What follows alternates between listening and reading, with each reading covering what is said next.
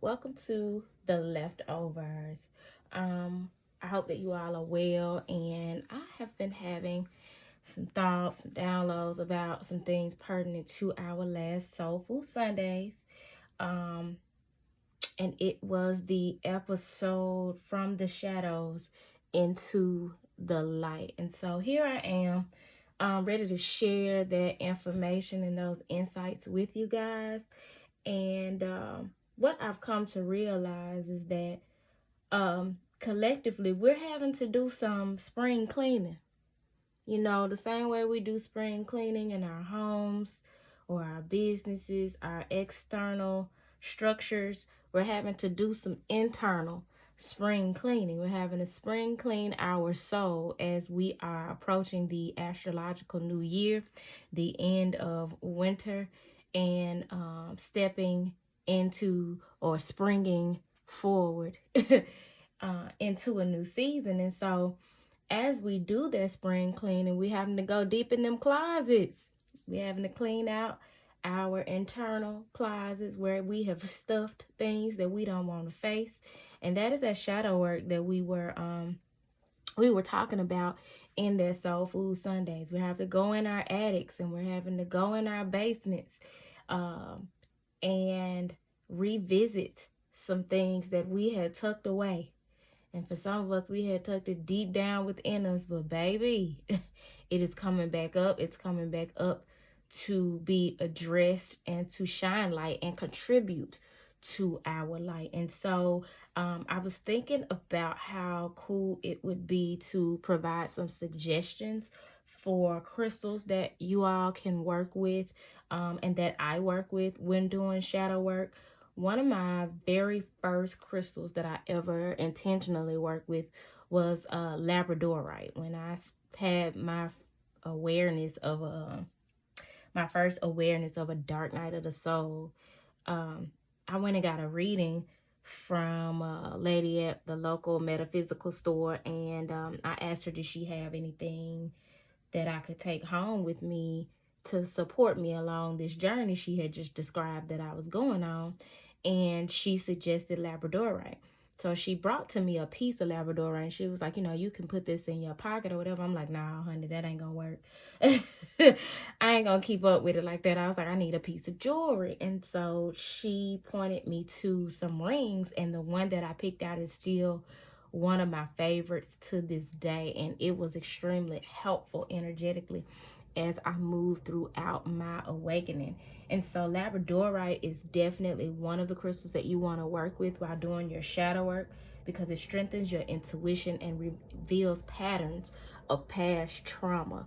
I know I started wearing that ring and I took a spiritual bath, and y'all, I saw myself as a kid. I had to be like 8 or 9 maybe. I saw myself playing Nintendo in a spot that I in reality used to sit in my room back when I was the only child playing Nintendo. And I had experienced some childhood trauma up to that point and thereafter. And once I realized what it was I was seeing in that vision, I just broke down. But it was the energy of that labradorite that helped me to make the connection of why I was seeing that vision and how that contributed to my healing. And it gave me the strength to move through that lesson. And so I strongly advise that you guys work with labradorite. And besides that, it's just beautiful. It has blues and greens, and some of them have flecks of gold, and there are some purple variations of labradorite that are beautiful. So you definitely want to check into that if you have not already. Black onyx is also a crystal that is great to work with during shadow work, because it provides the strength, grounding, confidence, and the courage to move throughout the lessons that come up for you. And when you are cleaning out that closet or cleaning out those drawers or cleaning out the attic. Because you know how when we actually clean up, honey, you get started. And once you realize what a mess you made, you damn near want to quit. But that black onyx is a dark black crystal, and it will help not only to protect you throughout the process from any lower vibrational entities, but it will also give you the strength, the courage, the confidence, and the grounding to keep going, to go deeper, to move through it. Another crystal that's helpful is selenite. Selenite, I found, is one of the most inexpensive but most powerful crystals that you can own, and it's so multi-functional. So for me, I work with selenite by putting it above my door seals in my house. I have one at the front door and one at the back, protecting and clearing the energy of the house as I come and go, and also people in and out. Now, don't get me wrong, I don't have that many people in my house. However, it's just that extra measure of protection. But selenite's also good for cleansing other crystals. So like, say if you don't want to put your crystals out underneath the moon to absorb that energy and be cleansed, or cleanse them with sage, you can also cleanse them by letting them sit with a piece of selenite, and that selenite would absorb the energy, cleansing those crystals. It's just that strong because it purifies and it clears stagnant energy within and around. And when you're doing shadow work, you're definitely needing to clear up stagnant energy the same way you clear up stagnant energy when you declutter the house. So three more that are good for shadow work are black moonstone. Black moonstone provides emotional support while you're doing your shadow work, because of course, as you're doing that shadow work and you're bringing what lies in the dark to the light. All these planes around my house are so you're needing all the emotional support that you can get, be it from the crystals you work with, the herbs, especially the people that you are around. You're needing to call on your ancestors and spirit guides, because again, there's a reason why you pushed all this stuff down, or into the closets, or into the corners, or into the basement, or into the attic. These are the things you absolutely positively don't really want to see the light of day, the fears you really don't want to face, the topics you don't want to have with people, or the habits you really prefer not to break. But if you know, like I know, honey, when you are called, when you have a calling on your life, you can't take those things with you. And so there's some radical self-care that has to be done, and some extreme spring cleaning. So another crystal that is good for shadow work is the snowflake obsidian. And it is good for truth enhancing. It detoxifies the soul, and it brings up any hidden issues that may be lying dormant within you. So you can trust that if you're working with snowflake obsidian, those things are going to resurface. But that's what you're needing. You know what I'm saying? What's the point of doing the shadow work if you're going to try to cheat the process? And so you want to work with crystals that are going to aid in supporting you through it. But by supporting, you don't always just need like what's gonna give you that etheric hug. You know what I'm saying? You need what's gonna push you on down into the rabbit hole, so to speak. And so that's gonna be what snowflake obsidian does for you.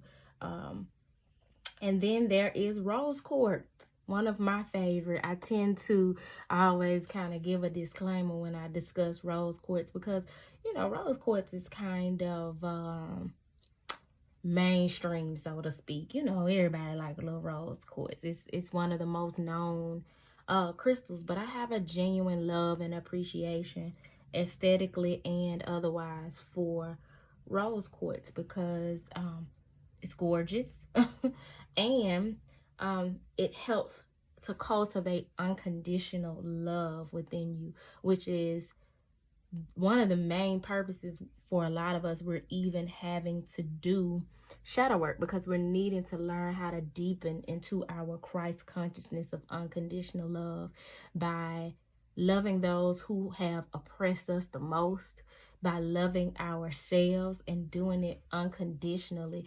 You know, that rose quartz is going to help you as you dive deep into the things that you love the least about yourself, and help you to love yourself more, or the things that you love the least about other people, and show you how they are just mirroring something within you, and then give you the strength and the energy to love them in spite of. Now, that don't mean you got fool with them, y'all. I love to make that a point when I talk about healing and forgiveness and things of that nature, because we tend to feel like or believe that we have to continue to entertain people. No, you're reconciling things within yourself, regardless of what it looks like with or for that other person. That is unconditional love. And so those are just a few crystals that are good to work with while we are doing this shadow work and wrapping up Pisces season, or any time that you're doing shadow work for that matter. Oh, I left out a few things about rose quartz. I sold rose quartz short. So rose quartz is also good for cultivating compassion, which is something that many of us lack for others and for ourselves. Like, one of the main issues that many of us have is that we're walking around holding things against ourselves, not showing ourselves compassion for situations that we allowed ourselves to get into. We still mad at ourselves for allowing something to go too far and stay too long, or mad at ourselves for entertaining something we know that's not in alignment with our highest self. Let it go, yo. I know that's easier said than done, but get you some rose quartz. Work on your affirmations. Build yourself up instead of tearing yourself down. 444. You are building a new foundation for yourself when you put in this kind of work. And that foundation requires that you show yourself some compassion and show yourself some grace.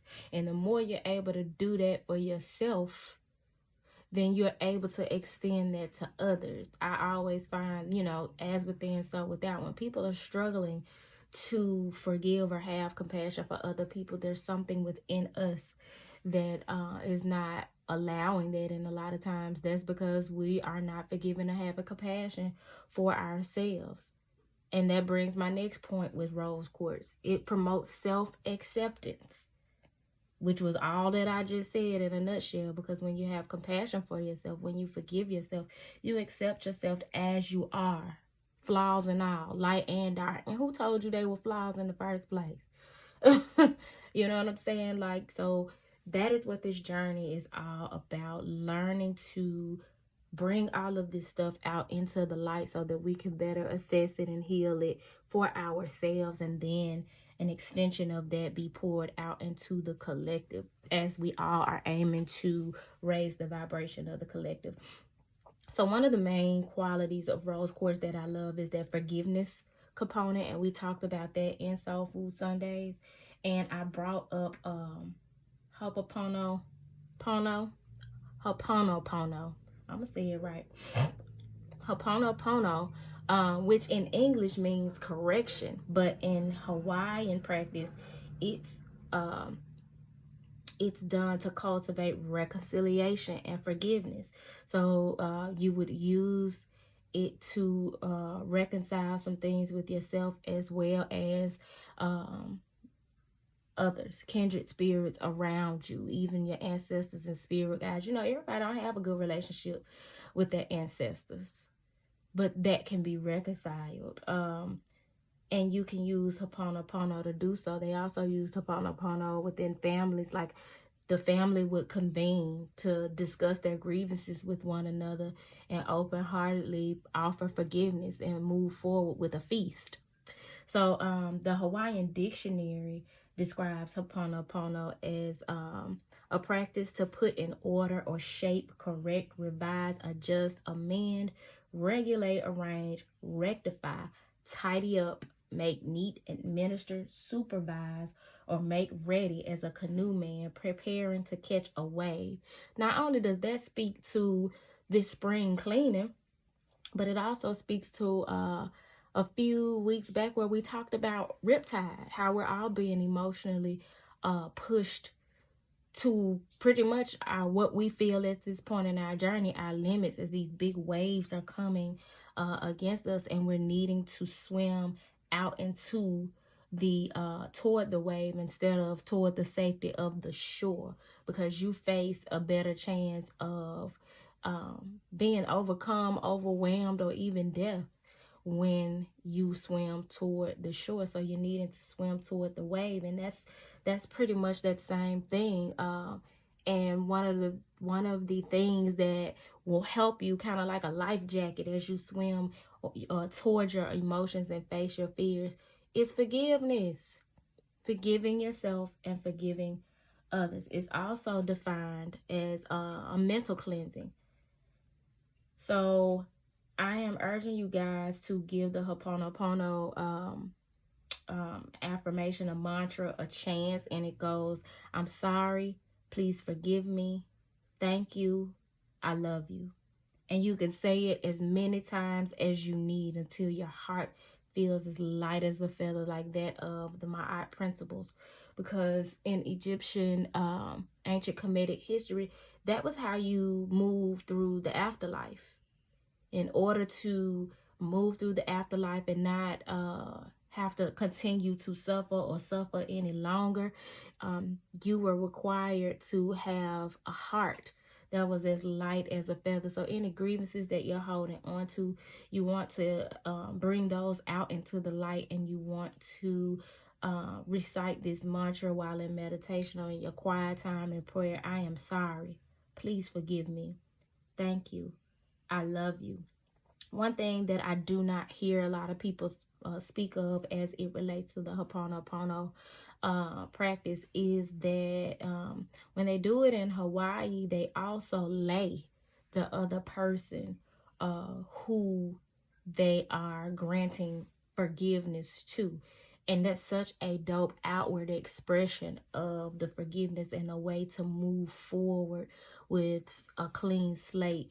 And so I just want you guys to be able to have that knowledge, for one, and be able to understand what these tools are good for, so that you better understand that they are at your disposal as you are doing your shadow work and being pushed out of the shadows and into the light as you are doing your spring cleaning. I also wanted to mention that we just had International Women's Day. So shout out to all the divine feminine energies out there shining and doing your thing. My womb men that are standing strong, being the pillars of the light. I salute you all. I always tell people there's only one other group, so to speak, of human species that gets it worse than Black women, and that is male transsexual men. Many may disagree with me, but and who the hell is doing the survey? 1111. However, when I sit back and reflect on their experience, and I don't even know the half, they are not accepted and get resistance and pushback and abuse and harassment in ways that even as Black women we don't get. However, we right on the hierarchy of oppression, honey. We right above it. And then right above that is Black men, and then women as a whole. But that's all right, y'all, because we are living in a time where that divine feminine energy is emerging, not only deepening and emerging and strengthening within us as women, but also in men, as men are working to integrate their divine masculine and divine feminine energy. And that is the thing that's going to help us to cultivate oneness. And so shout out to that. And speaking of International Women's Day, I want to shout out a dynamic woman, Miss Harriet Tubman, whose saint day or birthday is on March 10th. I'm going to be joining Girl Trek, who is doing a movement of women all around the world, walking 2.22 miles in her honor. I got my hoodie. I'm ready, y'all. I don't know about them 2.22 miles. I'm going to try. I think I'm going to do all right. I don't think my homegirl Makita going to do good. I think she going to tap out on me. But either way, we're going to get out there and we are going to honor Mother Harriet. Her energy has been coming through so strong for me because, for one thing, she is the epitome of moving out of the shadows and into the light. And then she came back to get other people to move out of the shadows and into the light. She took up her lantern and she led the way with the Underground Railroad. And she also had intuitive visions that helped her as she did so. And I think I'm really attracted to her energy because Harriet Tubman was a Pisces. So that's sis. That's auntie. That's Big Mama all day. I love her energy. I very much resonate and connect with her energy as a light worker who is working to pull people out of the darkness and into the light, pulling people to not be afraid of the darkness and to explore their darkness and follow their North Star. So I am going to pull from the Mystical Healing reading cards, y'all. Praying that you all will tap into that Harriet Tubman within you. One thing for certain and two things for sure, honey. Black history ain't just a month over here. We're going to talk about the heroes and sheroes all year round. But I had pulled out this deck during the Soul Food Sundays reading, and then I didn't use it because we had really gotten the meat and potatoes from just one deck. So I'm going to use this opportunity just to pull a message from the Mystical Healing reading cards, which is a deck that I often use when doing shadow work. Because, baby, they going to tell it like my grandmama said, like it is. So what message do you have for the collective spirit? Stop breaking agreements. Y'all, don't mind my nails. I need a manicure so bad. I just need to make an appointment because this is out of hand and out of control. Baby, my nails look like a can opener. But anywho, I still beautiful. Stop breaking agreements, y'all. Your word is your wand. And even if it's something that you have not verbally spoken, if it has nothing to do with another purpose, we make agreements with God all the time, honey. And God be knowing we have no intention of upholding that agreement. But you want to stop doing that because that is karmic. Don't break agreements. Stay true to what it is that you've committed to doing. If you said you ain't going to tell that person's secret, don't tell it. If you said you're going to show up and do such and you're able to, by all means, show up. But whatever the case, be mindful as you're doing your shadow work that may be something you need to explore. So the book message says, allow others to develop trust in you. How often do you say that you're going to do something to a colleague or a friend, a family member, or yourself, and then do nothing? It could be as simple as saying that you're going to meet someone at 2 p.m. and showing up late without calling, texting, or taking responsibility. Every agreement you break attaches like an energetic link to all the other agreements you've broken in your life and all the other people who also don't care about breaking agreements. This massive chain weighs you down and sucks the life force out of you whilst hooking you into the vibration of failure. And y'all, that is more darkness. You're going deeper into the shadow instead of going into the shadow and then coming back into the light when you do that. So be mindful. Keeping your agreements help others to trust you and feel safe around you and offers you new opportunities. It's also a sign of great respect for others, for yourself and others. Successful people don't break agreements, and if they do, they recognize this straight away, take responsibility, and make amends for the broken agreement by doing something different. If what you're doing is not working, if you know you're committing to things and you're not showing up for them, if you're saying you're going to work on such and such and then you just don't do it, you're just saying something to alleviate having to argue or whatever the case, that's dishonest.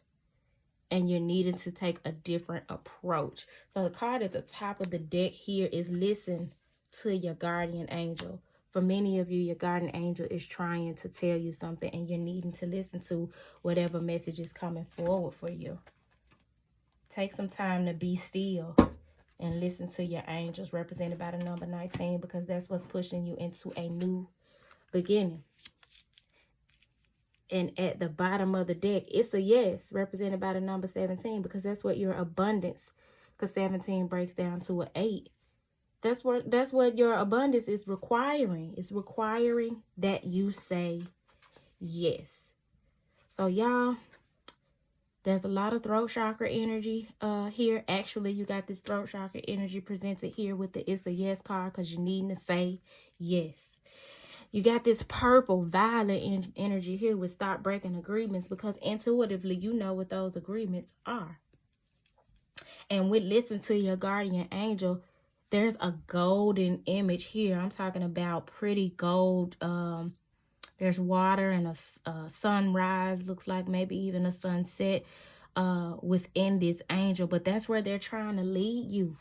And you're going to have to tap into your solar plexus energy to step into that. She's standing out in a nightscape. It's night. There are stars and the moon out. But she's bringing the light from the darkness. She's trying to lead you. Your guardian angels are trying to lead you out of the darkness and into the light. And the card that's on top of the deck at this point is Recognize Divine Timing. We got that, 2 weeks ago in Soul Food Sunday, represented by the number 24. And we got this lady with this red cloak all on her, rooted, feeling safe and secure to make the move that she's being led to take by her guardian angel. Y'all be obedient and stop breaking agreements. Stop stalling. Stop lying. Stop procrastinating. Stop committing to stuff that you know you're not ready to commit to. But explore whether or not your reluctance to commit to whatever it is the result of some fear lying deep within the shadows for you. And the way to face that fear is to make the commitment and be committed to sticking to it. Be diligent about where it is that you're being led and protect your energy at all costs. Prioritize where your guardian angel is leading you to go and recognize that it's time. So y'all, I hope this message found you well. If it didn't find you well, I hope that it leads you well. I hope that you all move forward in the energy of the great sacred saint Harriet Tubman, picking up your lantern and moving yourself into freedom, freeing yourself from the chains that hold you back, from the oppressive thinking, from the oppressive situations, and into the light. And once you've done that for yourself, I pray that you go back and help others. Peace.